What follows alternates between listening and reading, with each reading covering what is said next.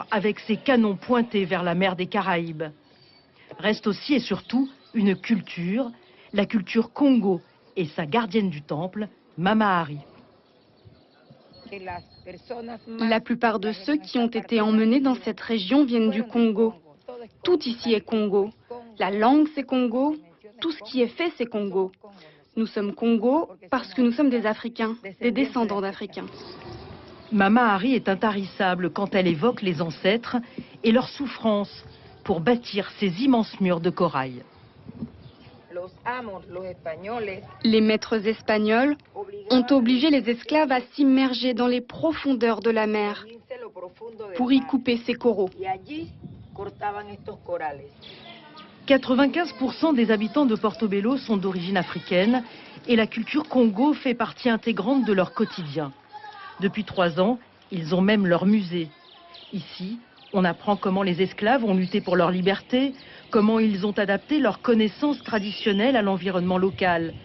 Une histoire singulière qui a valu à la culture Congo d'être inscrite depuis novembre 2018 au patrimoine culturel immatériel de l'UNESCO.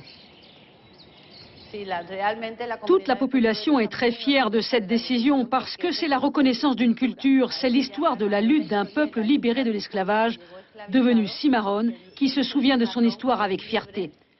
Nous espérons que davantage de visiteurs viendront, que beaucoup de gens s'intéresseront à l'histoire, à la culture et à la nature de Portobello. La danse est l'une des composantes les plus importantes de la culture Congo. Une danse, mais aussi une forme d'expression pour dénoncer l'esclavage, évoquer les luttes pour la liberté ou encore parodier l'église ou la couronne espagnole.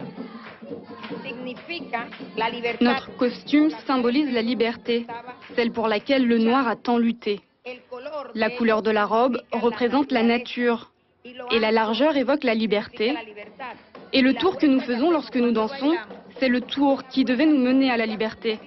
C'est pourquoi cette danse est libre, parce qu'elle nous mène à la liberté. La culture Congo se transmet de génération en génération.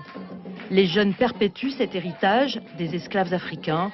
Ils sont les garants de leur histoire, ici, à Portobello. Suivez l'info sur Guyana Première, télé, radio et Internet.